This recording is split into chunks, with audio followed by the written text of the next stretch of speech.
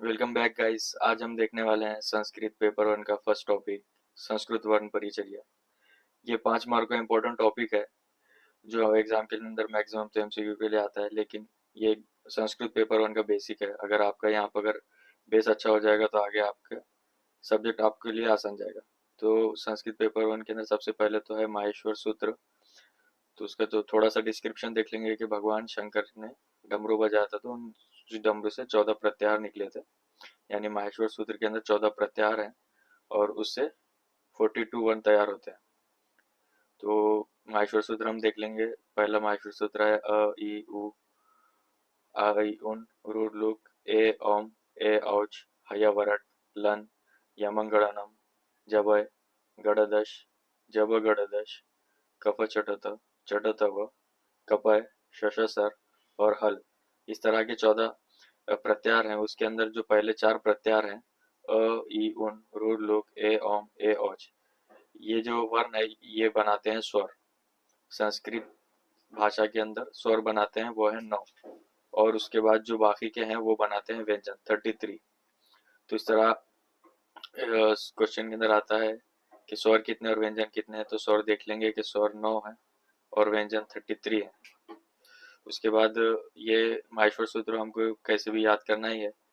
उसके बाद जो नेक्स्ट टॉपिक है वर्णमाला, यानी कितने वर्ण होते हैं। तो ये वर्णमाला शॉर्ट फॉर्म के अंदर भी दिया है कि 5 वर्णमाला, 5 वर्ग के अंदर वर्णमाला को डिस्ट्रीब्यूट किया है।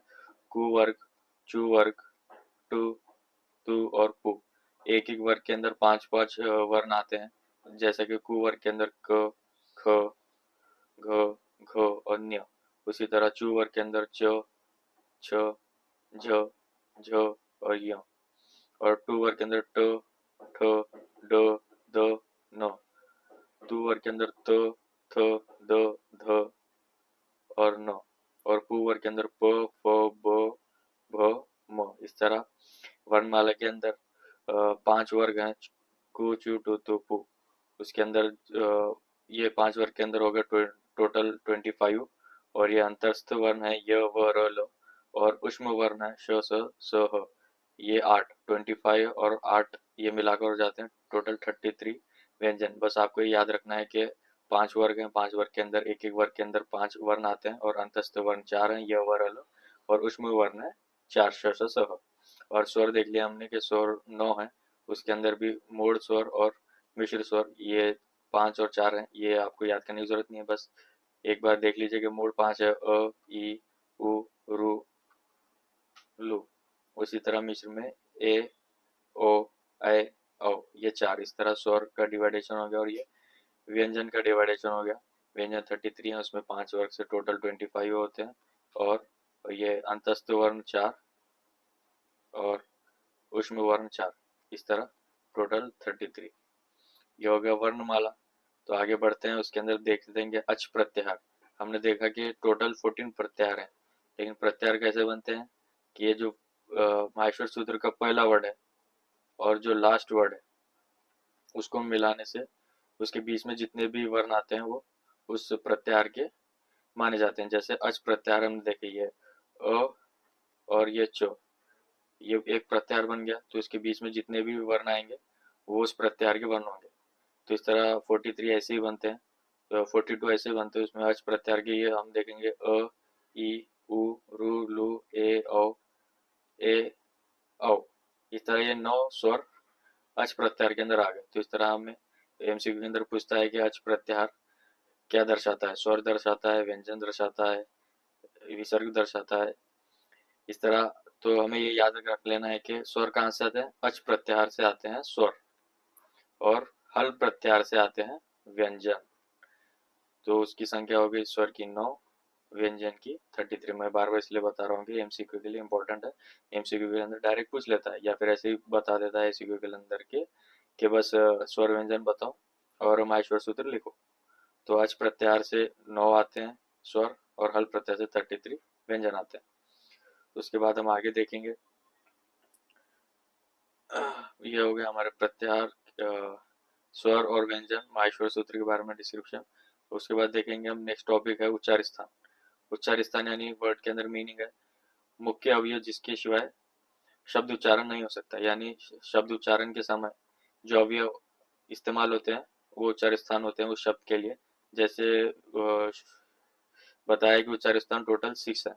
उसमें पहला है कंठ यानी घसा, दूसरा तालु पैलेट, मूर्ध यानी अपर गम्स अपर एरिया, उसके बाद है दंत, ये फोर्थ उच्चार स्थान है, और फिफ्थ है ओष्ठ, सिक्स उच्चार स्थान, फिफ्थ उच्चार स्थान, और नासिका यह है सिक्स। और ये कंठ और तालु ये दो मिला के होते हैं, और कंठ और ओष्ठ ये भी मिला के होते हैं, लेकिन इसका नंबरिंग में काउंट नहीं होता। टोटल उच्चार स्थान आपको याद रखने हैं वो है 6। तो हम देख लेंगे कि कंठ से कौन से शब्द उच्चार होते हैं, तालु से कौन से होते हैं, मूर्ध से कौन से होते हैं, दंत से, ओष्ठ से और नासिका से। ये आपको याद कर लेना है। इस पे पीवाईक्यू में क्वेश्चंस आए हुए हैं, और इसके लिए सिंपली आपको इसका सूत्र याद कर लेना होगा कि जैसा कि कंठ है, कंठ से कौन से वर्ण उच्चार होते हैं, तो उसका सूत्र है अकु विसर्जन्यानाम कंठः, यानी अ स्वर, क वर्ग के 5 वर्ण और 5 व्यंजन, और ह। इस तरह ये 7 वर्ण है जो कंठ से निकलते हैं।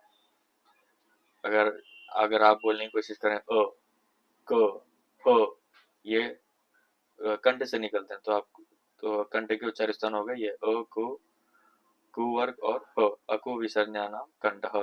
तो आपको याद कर लेना है। क्वेश्चन के अंदर डायरेक्ट बता देता है, पूछता है कि उच्चार स्थान वर्णन करो, तो उसके अंदर आपको ये 6 उसके प्रकार लिखकर उसका ये सूत्र डालकर लिखना है। अगर आप सूत्र याद कर लेंगे तो आपको याद हो जाएगा अकु विसर्जन्यानाम कंठः। तालु दूसरा देखेंगे हम, तालु तालु से क्या है, इचु यशानाम तालु, ई ईश्वर, चु वर्ग के 5 व्यंजन य और श। उसी तरह मूर्ध के देख लेंगे हम, मूर्ध के अंदर क्या है, रुटु रसानाम मूर्धः, और उसके बाद क्या है, रु टू वर्ग और र और श। दंत वर्ग देख लेंगे हम, दंत वर्ग के अंदर क्या है, लुतुल लुतुल सानाम दंतः, उसके सूत्र के अंदर ये है लु तु वर्ग ल और स, ये मिलकर बनाते हैं, ये दंत से उच्चार होते हैं। उसके बाद देख लेंगे पांचवा ओष्ठ, उपपद में नाम ओष्ठः यानी उ और पु पु वर्ग, ये 6 मिलकर बनाते हैं, यानी ओष्ठ से उच्चार होते हैं। उसके बाद छठा उच्चार स्थान है नासिका। नासिका देख लेंगे, यमंगनानाम नासिका च, यानी य अनुनासिक जितने भी वर्ड हैं वो नाक से निकलते हैं, यमंग। उसके बाद जो कंठ तालु है, यानी कंठ और तालु ये दोनों से मिलके जो वो वर्ण निकलते हैं वो उच्चार स्थान होगा अदयतो कंठः तालु, ए आय। इसके अंदर आप बोलकर देख सकते हैं कि कंठ और तालु ये दोनों इन्वॉल्व होते हैं, तो उसका सूत्र है ए दयतो कंठः तालु। उसके बाद है कंठः ओष्ठ, कंठ और ओष्ठ से ओ दयतो कंठः ओष्ठः, ये भी इजी है। कंठ तालु से होते हैं ए ऐ, और कंठ ओष्ठ से होते हैं ओ और औ, ओ और औ। इस तरह हमने देख लिया उच्चार स्थान क्या होते हैं कि जो अवयव बोलते समय इन्वॉल्व होते हैं उस वर्ण के लिए, वो उसके लिए उच्चार स्थान है। उच्चार स्थान 6 है। उच्चार स्थान हमने 6 देख लिए, जो जो 6 है उसके अंदर कंठ तालु मूर्ध दंत और ओष्ठ नासिका। उसके बाद है प्रयत्न। प्रयत्न यानी प्रयत्न का मतलब क्या होता है कि बोलते समय जो अवयवों की हलचल होती है उसे प्रयत्न कहते हैं। तो उसके 2 प्रकार होते हैं कि अभ्यंतर प्रयत्न और बाह्य प्रयत्न, ये आपको याद करना है, एमसीक्यू के अंदर डायरेक्ट पूछता है। अभ्यंतर प्रयत्न मुख के अवयव की हलचल होती है, और बाह्य प्रयत्न वायु बाहर आती है मुख में, मुख से वर्ण उच्चारण के समय, यानी वर्ण उच्चारण करते समय अवयव की हलचल मुख के अंदर ही होती है, लेकिन वायु बाहर नहीं आती, इसलिए उसे अभ्यंतर कहा है। और जब मुख के वर्ण के उच्चारण के समय वायु बाहर आती है वो बाह्य प्रयत्न कहलाता है। तो हम देख लेंगे कि अभ्यंतर प्रयत्न कितने हैं और बाह्य प्रयत्न कितने हैं। अभ्यंतर प्रयत्न है 5 और बाह्य प्रयत्न है 11। तो आपको ये याद ही करना है। आप इसकी ट्रिक लगाइए, आपकी कोई ट्रिक बनाइए, या फिर अपने कंसेप्ट कीजिए, क्लियर कीजिए, बट इसको कैसे भी याद कीजिए। तो अभ्यंतर प्रयत्न देखेंगे हम। अभ्यंतर प्रयत्न है 5, उसके अंदर जो पहला है वो स्पष्ट, ईषद स्पष्ट, विवृत, ईषद विवृत और संवृत। सिंपल है, उसको अगर आप आगे एक्सप्लेन करूंगा तो आपको पता चल जाएगा। स्पष्ट ईषद स्पष्ट ये 2 एक जोड़ी है, विवृत ईषद विवृत ये एक जोड़ी है, और संवृत ये पांचवा है। तो इस पृष्ठ के अंदर देख लेंगे कि बोलते समय एक अवयव का दूसरे अवयव से स्पर्श होता है। यानी जब हम बोलते हैं तो एक अवयव का दूसरे अवयव से स्पर्श होता है, जैसे कंठ, नासा, ओष्ठ, हमने देव, ऊपर देव, उच्चार स्थान देखे, तो ये जो अवयव है एक दूसरे से टच होते हैं। तो उसका एग्जाम्पल है क, म। तो म देख लिया तो ओष्ठ से टच होता है।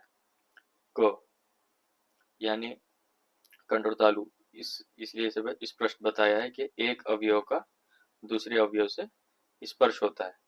उसके बाद हम देखेंगे ईषद स्पर्श। ईषद का मतलब होता है कि थोड़ा, किंचित। तो इस पे पता चल जाएगा कि किंचित स्पर्श यानी बोलते समय एक अवयव का दूसरे अवयव से किंचित यानी थोड़ा स्पर्श होता है। य, व, र, ल, ये अंतस्थ वर्ण जो चार है वो ईषद स्पर्श के अंदर आते हैं। तो उसके अंदर आप बोल कर देख सकते हैं कि य, व, र, ल, उसके अंदर दो अवयव मिलते हैं लेकिन स्पर्श थोड़ा सा होता है। उसके बाद देख लेंगे तीसरा है अभ्यंतर प्रयत्न के अंदर विवृत। बोलते समय मुख खुला रहता है।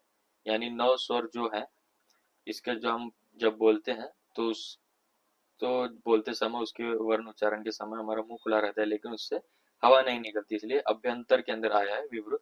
अगर इससे हवा निकल जाएगी तो वो है बाह्य प्रयत्न के अंदर आ जाएगा वो। यानी स्वर देख लेंगे अ, आ, ई, तो इसलिए हवा बाहर नहीं निकल रही लेकिन मुंह खुला रह रहा है बोलते समय। तो ये हो गया विवृत। उसके बाद है चौथा ईषद विवृत। ईषद यानी आपको पहले बताया कि किंचित, थोड़ा, तो यानी थोड़ा। विवृत यानी मुंह खुला रहता है, तो उसको बोलते समय मुख थोड़ा खुला रहता है। यानी श, स, ह आप बोलकर देख लेंगे तो आपको भी लगेगा हाँ। तो ईषद विवृत यानी बोलते समय मुख थोड़ा खुला रहता है। उसका एग्जाम्पल ये चार वर्ण आते हैं उसके अंदर, श, श, स, ह। और पांचवा अभ्यंतर प्रयत्न है संवृत। बोलते समय मुख बंद रहता है। यानी ह्रस्व अ, यानी बस अ जो है संवृत के अंदर आता है, वह यानी बोलते समय मुख बंद रहता है। ये हो गया अपने अभ्यंतर प्रयत्न। अब उसके बाद हम देखेंगे बाह्य प्रयत्न। बाह्य प्रयत्न है टोटल 11।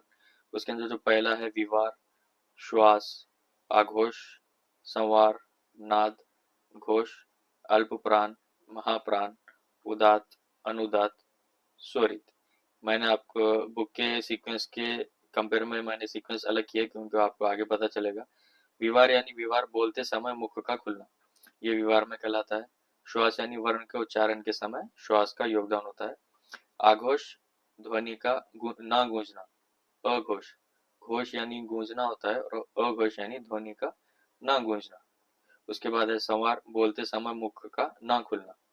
विवार और संवार, विवार के अंदर होता है कि मुख का खुलना होता है या मुख खुला रहता है, और संवार के अंदर मुख का ना खुलना। उसके बाद हम देखेंगे नाद। नाद यानी कंप, गंभीर आवाज, ध्वनि। घोष यानी घोष, आपको पहले बताया कि ध्वनि का गूंजना। उसके बाद देखेंगे सातवां है अल्प प्राण। अल्प प्राण क्या है, बोलते समय ज्यादा जोर ना लगे। वर्ड के मीनिंग के अंदर यह अल्प यानी थोड़ा, तो ज्यादा जोर ना लगे, कम वायु निकलती है जब बोलते हैं उसको। और महाप्राण के अंदर बोलते समय ज्यादा जोर लगता है और ज्यादा वायु बाहर निकलती है। और नौवा है उदात। उदात के अंदर, उदात में देखेंगे तालु के ऊपर के भाग से बोलना उदात कहलाता है। उसके बाद है 10वां अनुदात, यानी तालु के नीचे के भाग से बोलना। उदात यानी तालु के ऊपर, उदात। अनुदात यानी तालु के नीचे से बोलना। और स्वरित का मतलब है उदात और अनुदात दोनों प्रयत्नों को प्रयोग में लाया जाता है। तो ये सीक्वेंस आपको ये पता चलनी चाहिए कि उदात, अनुदात, स्वरित। उदात ऊपर से, अनुदात तालु के नीचे से, और स्वरित उदात प्लस अनुदात दोनों के मिलाने से वर्ण उच्चारण किया जाता है। और अल्प प्राण में बताया कि बोलते समय ज्यादा जोर नहीं लगता। जैसे एग्जाम्पल है कि य, व, र, ल। आप बोल के देखिए कि आपको ज्यादा इसके लिए जोर नहीं लगेगा और वायु भी कम निकलेगी, य, व, र, ल। लेकिन महाप्राण के अंदर जोर लगेगा, ज्यादा वायु निकलेगी। जैसे श, स, ह। जब हम बोलते हैं तो वायु मुख से बाहर निकलती है। तो ये हो गया अल्प प्राण, महाप्राण। ये दो एक पेयर हो गया, अल्प प्राण, महाप्राण। वायु ज्यादा निकलती है और वायु कम निकलती है। और उसके बाद उदात, अनुदात, स्वरित। तालु के ऊपर से, तालु के नीचे से, और स्वरित में तालु, उदात और अनुदात दोनों का में प्रयत्न का प्रयोग होता है। इस तरह हमने देखे बाह्य प्रयत्न जो 11 है, उसके अंदर और एक एक्स्ट्रा पॉइंट है।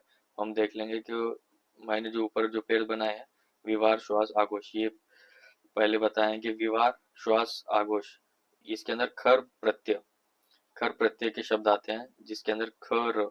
आप माहेश्वर सूत्र अगर पढ़ेंगे तो ख ख प चट व श श स, ये प्रत्यय के अंदर जितने भी वर्ड आते हैं वो विवाह, श्वास, आघोष के अंदर आते हैं। ख प च ट त व क प श स और र, ये जो र रहता है जिसके अंदर नीचे उसके हमें काउंट नहीं करना होता है, ये लुप्त हो जाता है। ये आगे आपको सोचना, जो नेक्स्ट टॉपिक है मैं आप उसके अंदर आपको एक्सप्लेन करूंगा। ये हो गया विवाह, श्वास, आघोष, इसके अंदर खर प्रत्यय आता है। और जो नेक्स्ट है संवार, नाद, घोष, उसके अंदर हर्ष प्रत्यय आता है। हर्ष प्रत्यय के अंदर जितने भी वर्ण आएंगे ये संवार, नाद, घोष के एग्जाम्पल होंगे। और अल्पप्राण, महाप्राण के आपको एग्जाम्पल बताया मैंने कि य व र ल, 1 3 5 और श श स, दूसरा और चौथा वर्ग, और पहला, तीसरा और पांचवा वर्ग भी मैंने आपको पहले बताया। को चुटु को, यानी क वर्ग पहला हो गया, चु टू ये तीसरा वर्ग, और पू ये पांचवा वर्ग। इस तरह ये वर 4 और ये वर्ग यानी इसके 15, यानी 15 और 4 टोटल 19 वर्ग अल्प प्राण के अंदर आ जाएंगे। तो इस तरह हमारा टॉपिक 1 हो गया। सो जुड़े रहें चैनल के साथ और अपने दोस्तों के साथ ये वीडियो शेयर कीजिए जिसके लिए संस्कृत हार्ड है। और नोट्स के लिए नीचे कांटेक्ट दिया गया है, आप वहाँ से नोट्स ले सकते हैं। और इस चैनल से जुड़े रहें क्योंकि आगे इससे रिलेटेड और वीडियोज़ आने वाले हैं जिसके लिए आपके लिए संस्कृत पास होना ईजी हो जाएगा।